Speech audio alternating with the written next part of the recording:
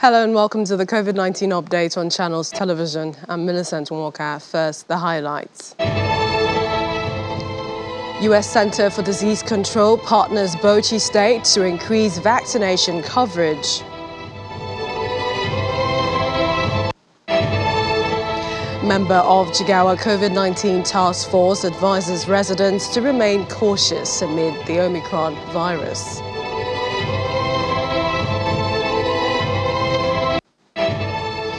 And the World Health Organization seeks $23 billion to end COVID pandemic.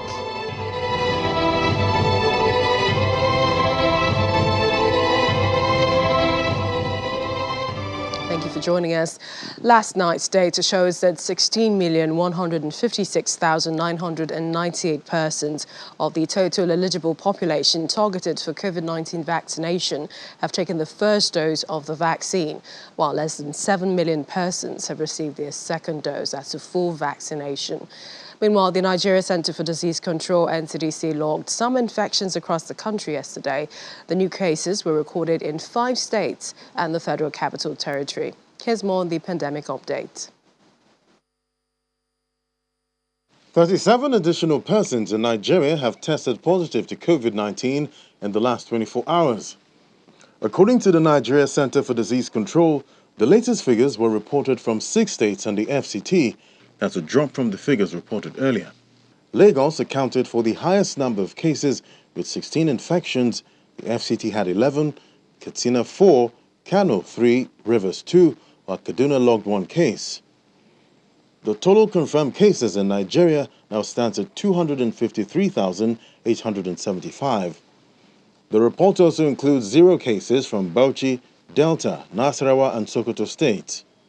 10 patients have been discharged in the last 24 hours, increasing the total number of recoveries to 230,221. There was no additional death recorded in the last 24 hours, leaving the fatality toll at 3,139. Currently, there are over 20,000 active cases in Nigeria, while more than 4 million samples have been tested so far.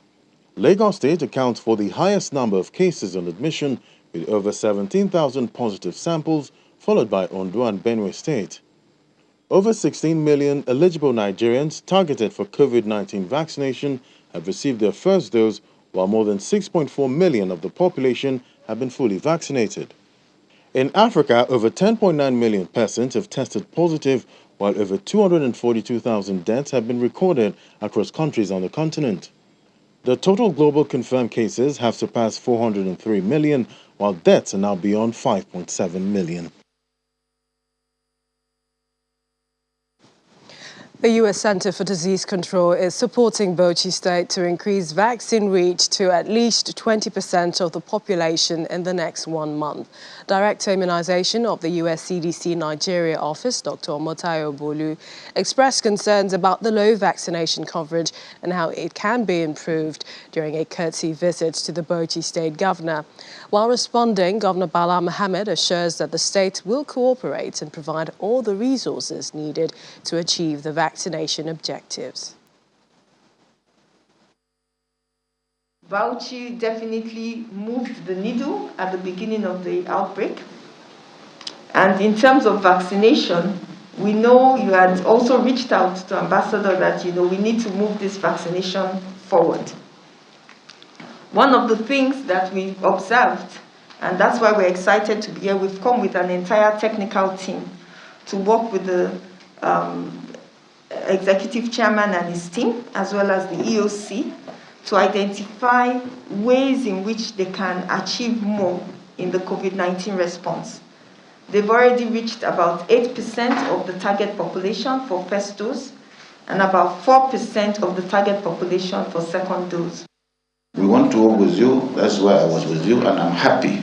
I want to know how much vaccines you are bringing now, so that we can work around that number to give you the team plan, whatever you want, so that you can go out and do it. What we want everything to be churned out at the same time. I appreciate Ambassador Kathleen and Ambassador Leonard for their auspicious and most needing support that they have given, and they are people of their words. You are coming here as an attestation that you are the U.S. government and the embassy. They stand as the global government that everybody will have confidence in governance. Well, staying in the northern region, the Jigawa State COVID-19 Task Force is calling on the general public to be more cautious of the COVID-19 pandemic. A civil society representative in the task force, Mr. Musbahu Basirika, made the statement in an interview with Channels Television in the capital, Dutse.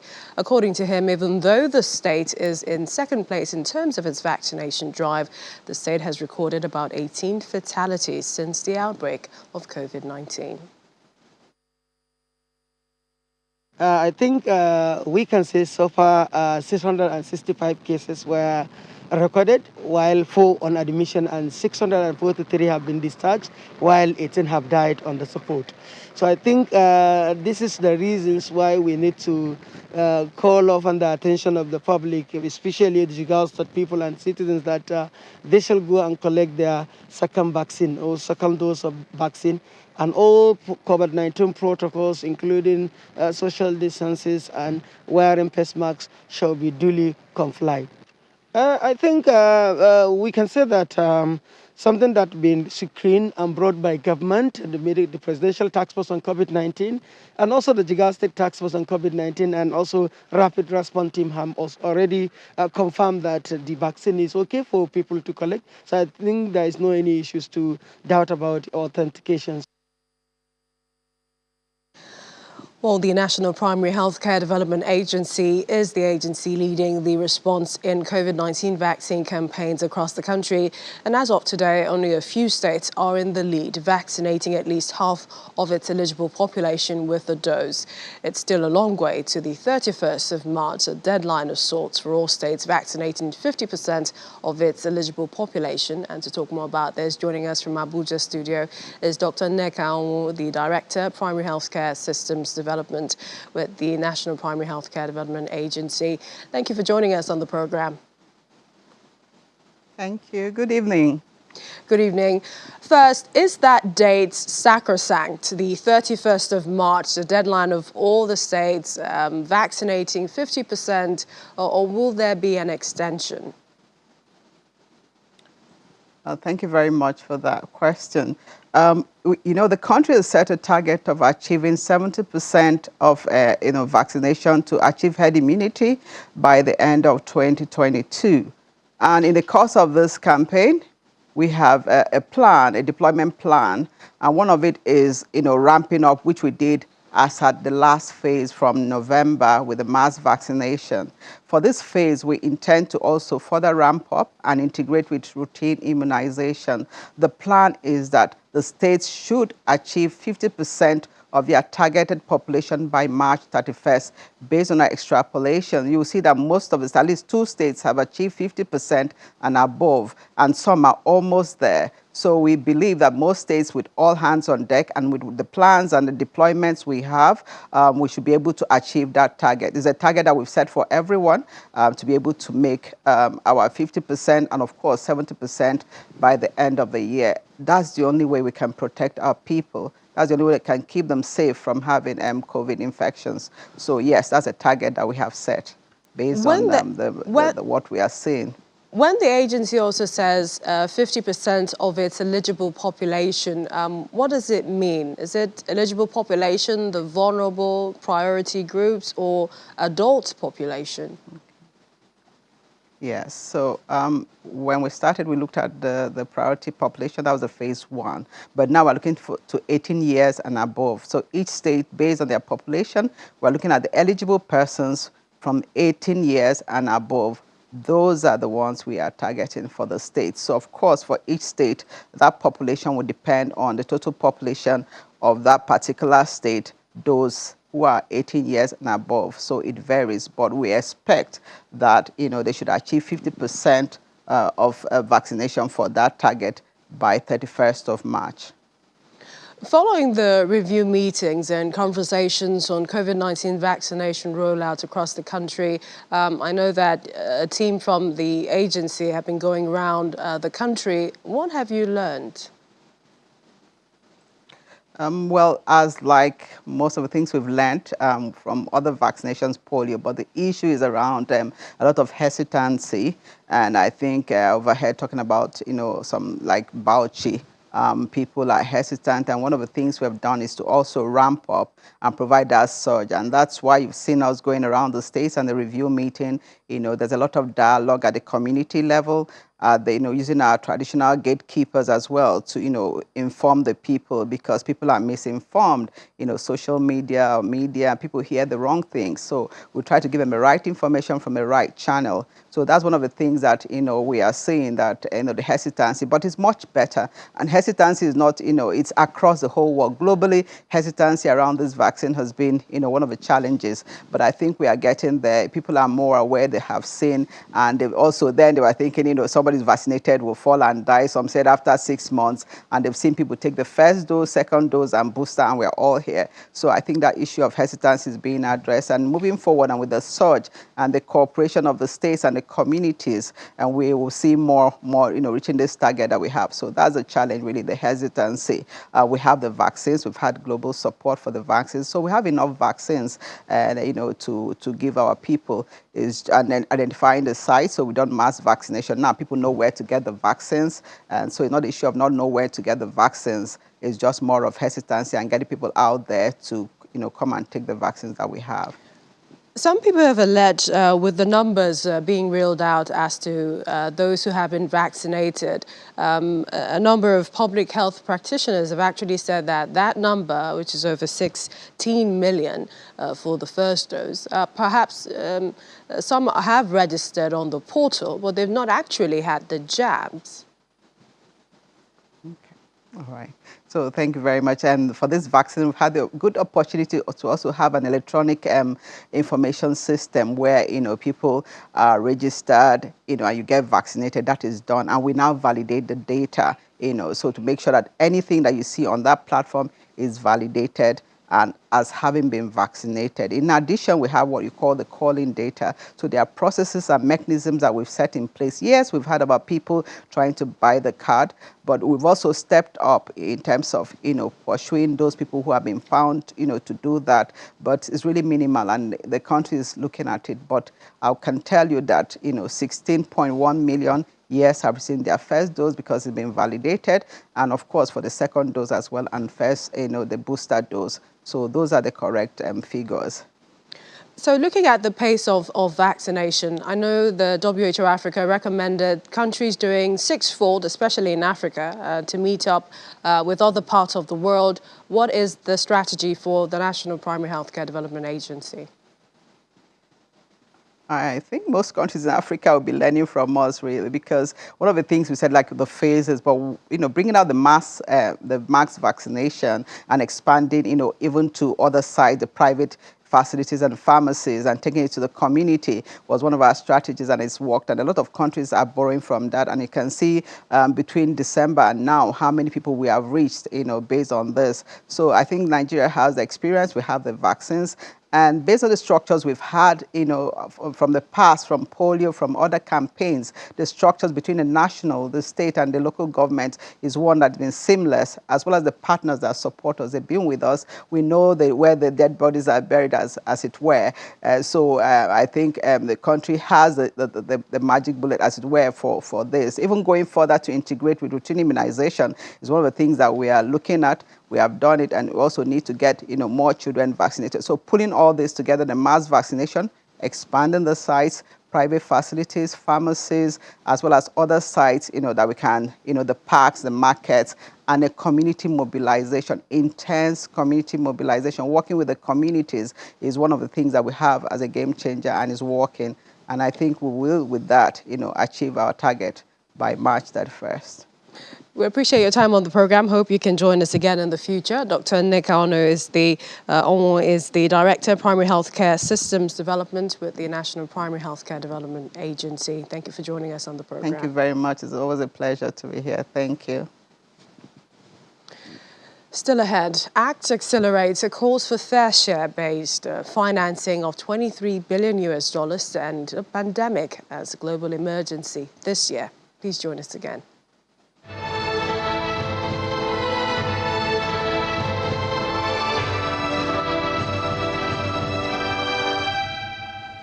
According to the World Health Organization and other aid groups, a global initiative to get COVID-19 tests, treatments and vaccines to poorer nations has only received 5% of donations. The ACT Accelerator initiative is calling for fair share-based financing of $23 billion to end the pandemic as a global emergency in 2022 by providing low and middle-income countries with tests, treatments, vaccines and PPEs.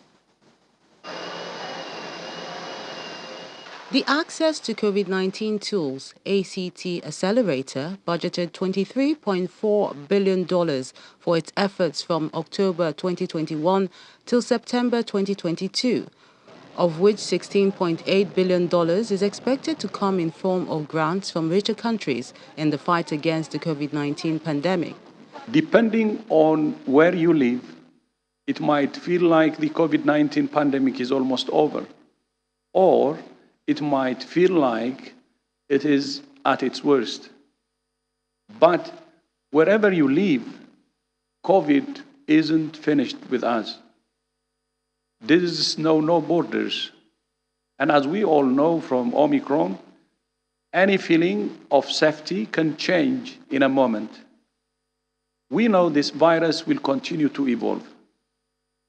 But we're not defenseless. We have the tools to prevent this disease, to test for it, and to treat it. Where people have access to those tools, this virus can be brought under control. Where they don't, this virus continues to spread, to evolve, and to kill. The biggest barrier we face to ending the pandemics as a global health emergency is ensuring all people in every country have access to those tools. The ACT Accelerator is vital for this mission. During the event, a number of world leaders publicly supported the push for more funding, calling for the investment to end the emergency phase of the COVID-19 pandemic this year.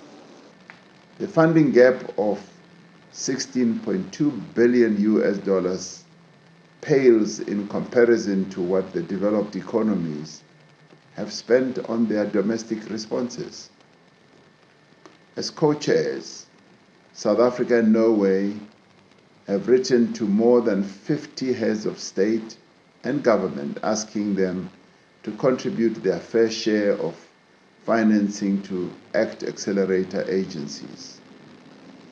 This funding is vital if we achieve the global targets for access to vaccines, tests, treatments, and PPE, and of ending the pandemic in 2022. The lack of funding has been apparent from the start of the pandemic. The gap for the project's previous budget was $14.5 billion. Partners said the majority of the funding so far has gone into COVID-19 vaccines, leaving the other goals, such as tests, treatments, and PPEs, short.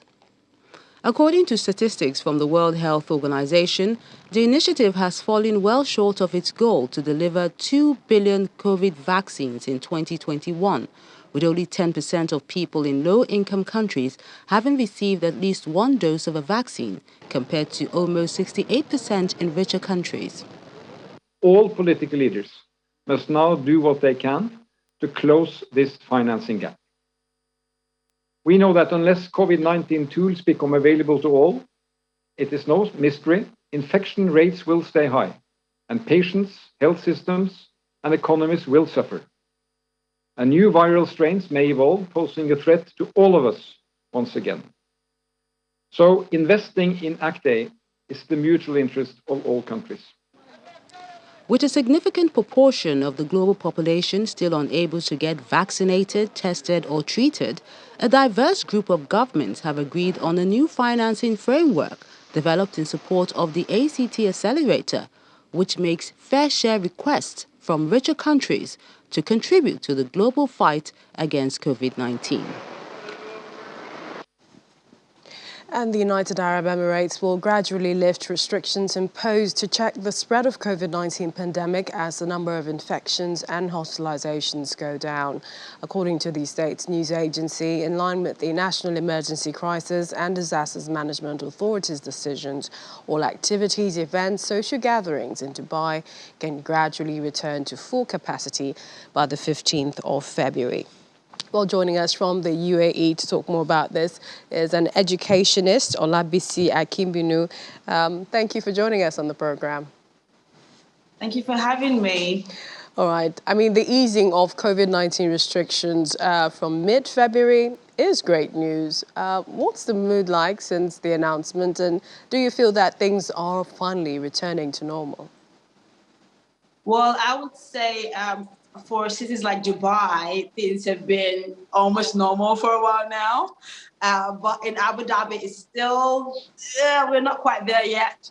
But in Dubai, things are almost as good as it was before COVID. If you go to restaurants, everyone can sit on the same table, in the lounges and other places. It's been flexible in Dubai compared to other cities. So right now, it's just it makes people a lot more comfortable now that it's official that we are now back to normal. so it's been really good, a huge relief. So last month, the gradual return of in-class learning in the UAE was announced. What mode is everyone operating now? Is it physical? Is it blended?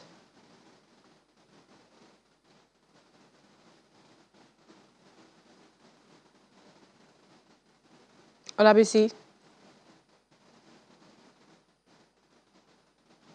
Oh dear. We seem to have lost her for a moment there. Hopefully we can get in touch with her with regards to the latest education in the UAE. But let's tell you that Spain has lifted a requirement to wear face masks outdoors today as COVID-19 infections continue to recede from record heights. But some Spaniards, wary of contagion, are choosing to keep the face coverings on, or the national infection rate as measured over the preceding 14 days, it says, has halved in 3 weeks, falling to 1,692 cases on Wednesday from a peak of over 3,000 cases per 100,000 on January the 17th. Prompting authorities across the country to ease restrictions. We understand that masks are still mandatory in enclosed spaces and on public transport, but almost all regions have lifted requirements to show a COVID passport to enter bars and nightclubs. Spain has lifted the requirement to wear face masks outdoors as COVID-19 infections continue to recede from record heights. Masks are still mandatory in enclosed spaces and on public transport, but almost all regions have lifted requirements to show a COVID passport to enter bars and nightclubs. South Korea has announced that patients with mild coronavirus symptoms will have to treat themselves. This new strategy aims to free up medical resources for more serious cases as the Omicron variant continues to spread. Authorities will only provide care to COVID-19 patients aged 60 and older or with underlying conditions, while others monitor themselves and seek medical help from designated clinics if their conditions worsen. The daily count of cases in the country has surged more than twofold in less than a week. Long queues formed outside of a Hong Kong community vaccination center earlier today, with many waiting to receive their first doses amid an Omicron-fueled spike in new COVID-19 cases and looming vaccine passes. Unvaccinated residents will be barred from Hong Kong's supermarkets and malls from February the 24th as city officials use vaccine passes to beat back a record outbreak of COVID-19. All right, I understand that we have Olabisi since joined us. Hi, good to see you. Welcome back. So, I was asking that last month the gradual return of in-class learning in the UAE was announced. What mode is everyone operating with now? Right now, people still have mixed feelings, especially parents of younger children. We do have 100% classroom activities going on right now. However, we kept the option for parents to choose the online learning if they're not comfortable with having their kids in class. But gradually, we noticed that in the last 1 week, we have more parents inquiring for in-class learning. So I think it's gradual. When some parents are not quite there yet to let their kids be out with other kids in the class. But as long as they have the option to go online or come to school, that works. So, with the models on, off, changing due to the pandemic, it must be like a process of learning, relearning for teachers, for the students, even for the parents and guardians at home. How are you able to adjust to the changes? Well, it was a big move, especially for teachers who have been in the industry for many years. They're used to teaching in a certain way with students in the classroom and activities being done in the classroom. But now we see that teachers had to get retrained and they had to unlearn some of the strategies that they had before and get new strategies because somehow we had to reduce the use of physical objects as much as possible to avoid the spread within the classroom in case there was any cases within the classroom. So right now, teachers had to look for other strategies to teach kids without the traditional way. And so it's been quite difficult, especially with the online learning happening right now. Most teachers had to learn how to use social YouTube, videos, other learning platforms all at the same time to share concepts and ideas. So it's been quite a journey for teachers now. And I know that lots of teachers that I work with are struggling with this time because it's a big change from what they're used to. But the good thing is we are gradually getting there. It's been a long time coming. It's almost 2 years now, but hey, it's a lot better than it was in 2020. So yeah, we're getting there. Okay, thanks so much. Hope you can join us again. Thank you. Olabisi Kimbinu is an educationist joining us from Abu Dhabi. Thanks again. Thank you for having me. Well, we have more updates, a better understanding of the pandemic on our website. That's channeltv.com. You can also find breaking news, other stories at your fingertips. That's the program this evening. Thank you for watching. I'm Millicent Walker. Stay healthy.